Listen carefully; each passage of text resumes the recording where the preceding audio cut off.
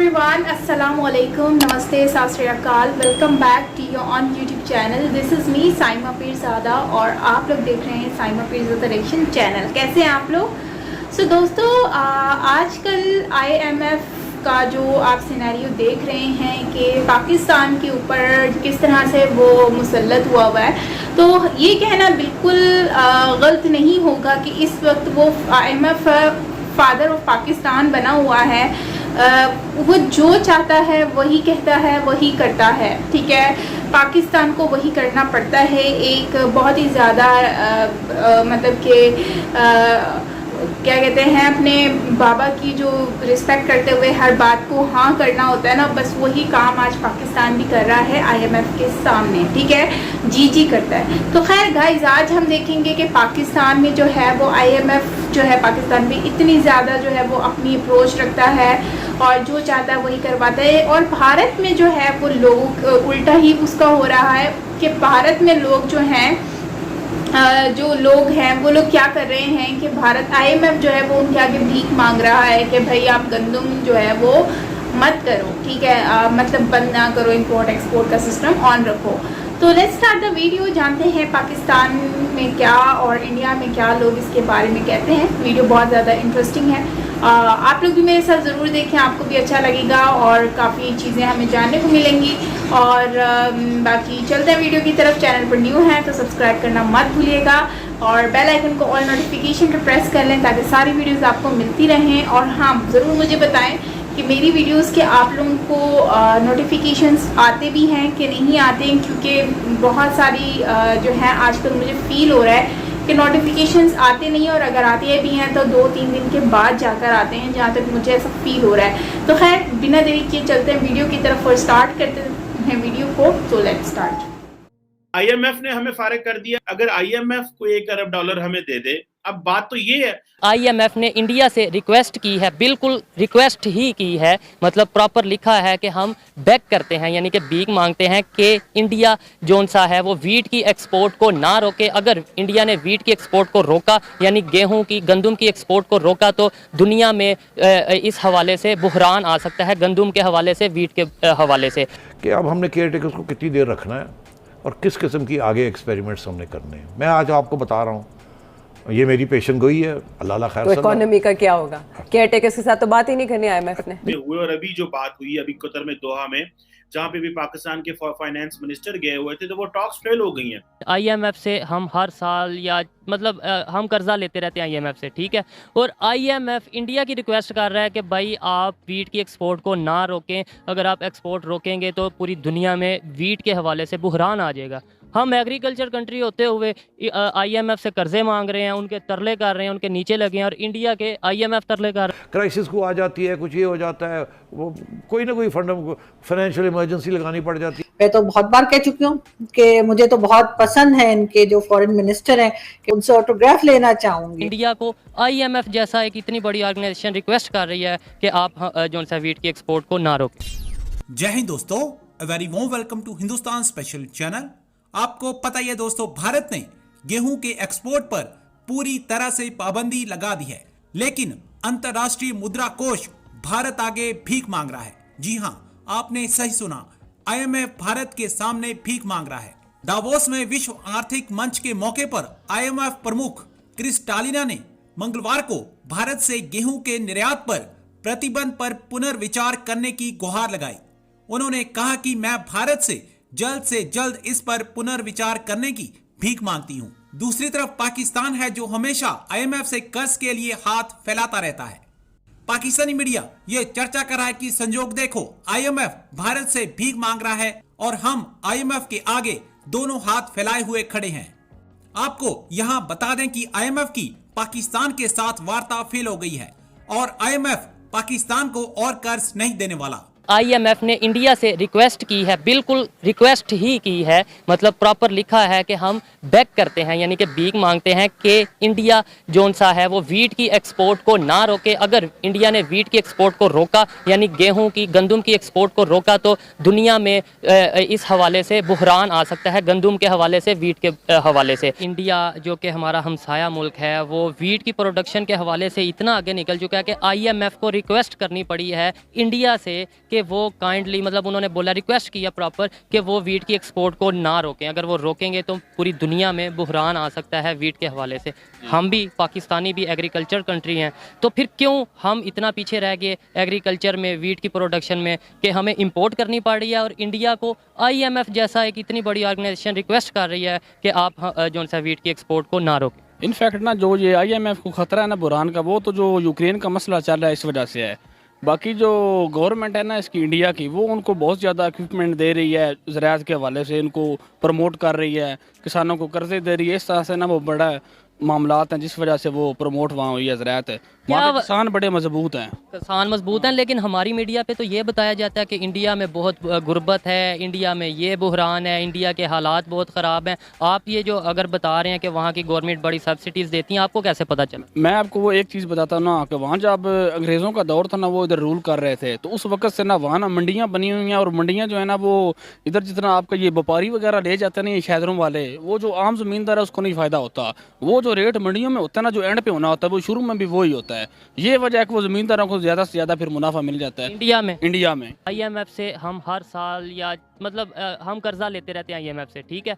और IMF India की request कर रहा है कि भाई आप वीट की एक्सपोर्ट को ना रोकें। अगर आप एक्सपोर्ट रोकेंगे तो पूरी दुनिया में वीट के हवाले से बुहरान आ जाएगा। हम एग्रीकल्चर कंट्री होते हुए आईएमएफ से कर्जे मांग रहे हैं, उनके तरले कर रहे हैं, उनके नीचे लगे हैं, और इंडिया के आईएमएफ तरले कर रहा है। क्या वजह है सर? इसकी असल वजह मेरे ख्याल से तो यही है कि इसकी बैड गवर्नेंस है, जो कि पाकिस्तान किसान को इस तरह के माहौल नहीं दे पा रहा कि किसान इस तरह की पैदावार ज़्यादा करे। आईएमएफ, जिससे हम, मतलब ये एक ऑर्गेनाइजेशन है जिससे पाकिस्तान हर 6 माह बाद, हर साल बाद कर्जा लेता है, और बहुत ज़्यादा मकरूज़ हैं हम आईएमएफ के। वो आईएमएफ इंडिया से रिक्वेस्ट कर रहा है, बल्कि रिक्वेस्ट क्या, तरला कर रहा है कि भाई इंडिया को कह रहा है कि आप वीट की एक्सपोर्ट को बंद ना करें। अगर इंडिया ने वीट की एक्सपोर्ट को बंद कर दिया तो दुनिया में बुहरान आ सकता है, गंदम के हवाले से, गेहूं के हवाले से, वीट के हवाले से। तो ये खबर सुनकर आपको कैसा लगता है? ये खबर सुनकर मुझे एक तो अफसोस होता है कि पाकिस्तान एक ज़राई मुल्क है, इसको भी अपनी वीट की एक्सपोर्ट अच्छी करनी चाहिए। और इंडिया हमसे कितना आगे निकल गया है कि उससे हमें आईएमएफ धमकियां दे रहा है कि आप ऐसा ना करें, ऐसा करें, और इंडिया को वो तरले कर रहा है, मिन्नतें कर रहा है। वो इस लिहाज से इतना अच्छा होता जा रहा है। और हमें अपने आप को देखना चाहिए, पाकिस्तान को देखना चाहिए कि पाकिस्तान कहाँ पे है इस टाइम, हम कहाँ पे खड़े हैं।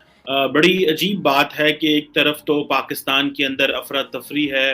इमरान खान साहब ने अपनी हुकूमत के खो जाने के बाद जो है वो पाकिस्तान के ऊपर एक जलगार कर दिया है, एक हमला कर दिया है, और वो कहते हैं कि मैं अगर वजीर आज़म नहीं हूँ तो इस हुकूमत को इलेक्शन करवाने चाहिए ताकि मैं दोबारा वजीर आज़म बन सकूं। और उधर IMF है, इंटरनेशनल मॉनेटरी फंड है, उन्होंने ये कहा है कि पाकिस्तान जब तक जो अपनी जो स्टाफ लेवल जो एग्रीमेंट जो माजी में हुए और अभी जो बात हुई अभी कतर में, दोहा में, जहाँ पे भी पाकिस्तान के फाइनेंस मिनिस्टर गए हुए थे, तो वो टॉक्स फेल हो गई हैं। और वो टॉक्स इसलिए फेल हो गई हैं कि वो जो $6 बिलियन का प्रोग्राम था, जिसके ऊपर हमारे फाइनेंस मिनिस्टर जब वॉशिंगटन गए और IMF से मुलाकात हुई, तो उन्होंने कहा हम इसको $8 अरब तक करने को तैयार हैं। लेकिन वो जारी बात है कि वो ये कह रहे हैं कि आप ये जो आपने सब्सिडी दी हुई है अपने लोगों को पेट्रोल के ऊपर, डीजल के ऊपर, ये सब्सिडी वापस लें। अब क्वेश्चन ये है कि अगर ये सब्सिडी हुकूमत वापस लेती है तो हुकूमत अनपॉपुलर हो जाती है, और इसीलिए पाकिस्तान की जो मौजूदा हुकूमत है, इसने कहा कि इमरान खान साहब जब हुकूमत छोड़ के गए तो ये लैंडमाइंस बिछा के गए थे। ये लैंडमाइंस इसलिए बिछा के गए थे कि इनको पता था मैं तो जा रहा हूँ, तो अब इनको पेट्रोल मैं सस्ता कर जाता हूँ, जब ये आएंगे पेट्रोल महंगा करेंगे और मैं कहूँगा देखो नकम्मी नालायक हुकूमत है, इन्होंने मैंने पेट्रोल सस्ता किया, इन्होंने 10-10 रुपए पेट्रोल सस्ता कर दिया था इमरान खान साहब ने जाते हुए। सो अभी ये जो IMF और पाकिस्तान के जो स्टाफ लेवल का जो एग्रीमेंट था, जिसका 7th रिव्यू चल रहा है, और $6 बिलियन की फैसिलिटी है, और इसको उन्होंने इन्हेंस करना था। अगर ये जो हो जाता है तो हमें ज़ाहिर बात है अच्छे भले पैसे मिल जाएंगे और उसके बाद हम एशियन डेवलपमेंट बैंक से जाके पैसे ले सकते हैं।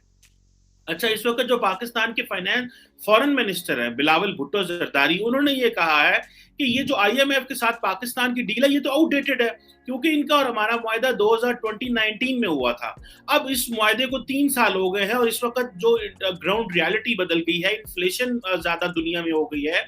पूरी दुनिया में जिस तरह एक कोरोना का इम्पैक्ट जो बहुत ज्यादा हुआ है, एक प्री कोविड सिचुएशन है, एक पोस्ट कोविड। तो ये हमारा है वीडियो आज का, जिसमें IMF जो है वो पाकिस्तानी पब्लिक बता रही है कि भाई इंडिया से जो हम जिनके आगे झुकते हैं वो आगे इंडिया के आगे वो लोग झुक रहे हैं। विच मीन इज़ दैट कि इंडिया की इतनी ज़्यादा डिमांड है, इतनी ज़्यादा वैल्यू है और इतनी ज़्यादा रिस्पेक्ट है इंटरनेशनल लेवल पर, और हम लोगों की क्या रिस्पेक्ट है वो आपके सामने है। जब वो चाहते हैं पेट्रोल बढ़ा देते हैं, जब चाहते हैं कुछ भी कर देते हैं, कीमतों में महंगाई में कदरे हद तक इनका हाथ है। और दूसरी बात अगर हम देखें तो IMF जो है वो भारत के आगे कहता है कि भाई हमने गंदम जो है नहीं आपने नहीं बंद करनी है वरना मतलब बेड़ा गर्क हो जाएगा। लेकिन ये एक बात है, एग्रीकल्चर के हिसाब से भारत की एक बैकबोन है जो कि फार्मर्स जो है उन्होंने बहुत अहम रोल अदा किया है, और आज शायद यही वजह है कि भारत की जो गवर्नमेंट है उनके आगे IMF आके झुक चुका है और मिन्नतें मांग रहा है। लेकिन हम कहाँ पर खड़े हो रहे हैं, ये बात एक बहुत ही बड़ा क्वेश्चन मार्क उठ जाता है कि हम लोग क्या कर रहे हैं। हमारी कंट्री में जो लोग हैं वो आज रोडों पर निकले हुए हैं, लड़ाइयाँ कर रहे हैं, कंट्री को चला रहे हैं, और गवर्नमेंट एक दूसरे पॉलिटिक्स पार्टीज जो है वो एक दूसरे को कुर्सी से हटाने के चक्करों में हैं। सपोज दैट कि आज पाकिस्तान में इमरान खान खड़ा है तो कल को कोई और आके खड़ा हो जाएगा। तो ये चीज़ें नॉर्मली हो गई हैं हमारी कंट्री में। लेकिन हम एग्रीकल्चर के ऊपर फोकस नहीं कर रहे, डेवलपमेंट के ऊपर कोई फोकस नहीं कर रहे, सिर्फ कर्जों के ऊपर चल रहे हैं। एक दिन ऐसा भी आएगा जब दिवालिया निकल जाएगा और सर पे हाथ रख के सब लोग बैठे रह जाएंगे। तो शायद यही रीज़न है कि आज दुनिया में लोग जो हैं पाकिस्तान छोड़कर दुनिया की दूसरी कंट्रीज़ में जाकर अपने आप को सेटल कर रहे हैं, अपनी फैमिली को सेटल कर रहे हैं। और मुझे लगता है कि ये सबसे बेहतरीन ऑप्शन भी है आज के दौर में, क्योंकि उनको पता है कि ये अभी इस वक्त सेफ़ नहीं है और कल को कुछ भी हो भी सकता है। तो खैर आप लोग मुझे ये बताएं कि भाई पाकिस्तान का जो एग्रीकल्चर सिस्टम है, क्या इसको ये आगे कभी मुस्तकबिल में बेहतर हो भी पाएगा कि नहीं होगा। जहाँ तक मुझे लगता है तो भाई मुझे नहीं लगता कि एग्रीकल्चर के ऊपर फोकस कोई करेगा भी, डेवलपमेंट के ऊपर भी फोकस करेगा। और इसमें हमारी पब्लिक भी वैसी ही है, जैसी कहते हैं ना जैसी कौम होती है उसको वैसे ही हुक्मरान मिलते हैं। तो प्रॉब्लम हुक्मरान की नहीं है, हम लोग है ही ऐसे, हमारी आवाम ऐसी है जिसकी वजह से हम लोगों को जो हुक्मरान है वो भी वैसे ही मिले हैं। क्योंकि यहाँ पर लोगों को सिर्फ 3 चीज़ें चाहिए, रोटी, कपड़ा, मकान। सिर्फ इसके अलावा उनको कुछ नहीं चाहिए, उनको रोड्स नहीं चाहिए, उनको डेवलपमेंट नहीं चाहिए, उनको रोज़गार में सिर्फ कोई बैठ कर बोले ना कि आप घर में बैठ के खाना खा लो तो उनको खाना भी मिल जाए तो बस वो शुक्र कर लेते हैं। भाई ये चीज़ नहीं होती है, ज़िंदगी को आपको आगे लेकर चलना है, अपनी कंट्री को डेवलपमेंट करवानी है। तो खैर इसमें अहम रोल होता है आम जनता का, लेकिन नहीं। और हमारे यहाँ पर किसानों को जो है वो कुछ भी प्रोवाइड नहीं किया जाता, कुछ भी प्रोवाइड नहीं किया जाता। अब उनको गंदम के लिए कुछ भी करना है तो उसके लिए ट्यूबवेल्स वगैरह चलाने के लिए मतलब जो चीज़ों की रिक्वायरमेंट होती है वो कुछ नहीं है। और जदीद टेक्नोलॉजी जो है वो हमारे पास अवेलेबल नहीं है। हालांकि पास इतनी अच्छी ज़मीन मौजूद है हमारे पास, शुगर हम बना सकते हैं, हमारे पास शुगर का हो सकता है शुगर कैन, और साथ में अगर हम देखें तो गंदम, चावल, मतलब ये इजीली हो जाएगा क्योंकि इस तरह हमारे पास हर तरह के मौसम है, हर तरह की ज़मीन मौजूद है जिस पे हम कुछ भी काश्तकारी कर सकते हैं। लेकिन प्रॉब्लम यह है कि हमारे यहाँ पर जो किसान है वो बहुत ज़्यादा गरीब हैं और उनको जो है वो फैसिलिटीज़ प्रोवाइड नहीं की जाती हैं जो कि उनको करनी चाहिए गवर्नमेंट को। सो गाइस आपका क्या कहना है इसके बारे में ज़रूर शेयर कीजिएगा कमेंट सेक्शन में। और बाकी मैं लास्ट में यही कहूँगी कि यार इंडियन जो गवर्नमेंट है मैं इसको इस बात पे अप्रिशिएट करूँगी कि अपनी कंट्री की इस लेवल पर लेकर आए हैं कि आज इंटरनेशनल लेवल पर जो लोग हैं, जो अदारे हैं, वो इंडिया के आगे जो है वो झुक रहे हैं। तो इसका फुल क्रेडिट जो है वो इंडियन पब्लिक को भी जाता है कि उन्होंने ऐसे हुक्मरान को चुना है जो आज उनको जो है वो सर फख्र सुनकर ऊंचा कर रहे हैं। तो गाइस आपका क्या कहना है कमेंट में ज़रूर बताएगा। मिलते हैं नेक्स्ट वीडियो के साथ, till then take care, bye bye.